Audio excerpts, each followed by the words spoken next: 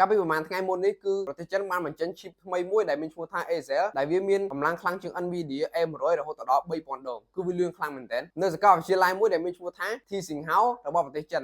បានបញ្ចេញនៅ chip Asus ដែលប្រើប្រាស់ជាមួយនឹង AI ដែលវាមានល្បឿនពន្លឺវារួមបញ្ចូលគ្នាជាមួយនឹង optic និង computer analog ហើយអ្វីបានជា chip Acer មានសារៈសំខាន់ខ្លាំងឥឡូវខ្ញុំលើក4ចំណុចយើងមកចែកជូនអ្នកនរគ្នាចំណុចទី1នោះគឺវាមានល្បឿនខ្លាំងដំណើរការនៅ 4.6 petaflop ដែលវាមានល្បឿនលឿនជាង GPU A100 របស់ Nvidia ចំនួន 3000 ដងចំណុចទី2វិញគឺប្រើប្រាស់ថាមពលខ្ពស់ដែលវាប្រើប្រាស់ថាមពលទឹកជាង4លានដងដែលវាធ្វើឲ្យល្អខ្លាំងមែនទែនសម្រាប់កុំព្យូទ័រដែលប្រើប្រាស់ AI ចំណុចទី3វិញគឺប្រើប្រាស់បច្ចេកវិទ្យាដោយការអនុវត្តប្រើប្រាស់កុំព្យូទ័រដែលផ្អែកទៅលើតែពន្លឺនឹងវាធ្វើឲ្យតង់សីតុកុំព្យូទ័ររបស់យើងគឺមានភាពត្រជាក់និងចុះកម្ដៅបានល្អចំណែកចំណុចទី4វិញគឺជាចំណុចចុងក្រោយគឺវាបានផលិតនៅលើបច្ចេកវិទ្យាចាស់គឺវាបានដំណើរការឡើងដោយ semiconductor ដែលវាមានអាយុកាលជាង20ឆ្នាំជាចុងក្រោយបើសិនជាអ្នកទាំងអស់គ្នាចូលចិត្តវីដេអូមួយនេះកុំភ្លេច comment នៅខាងក្រោមនិងចុច share ម្នាក់មួយផង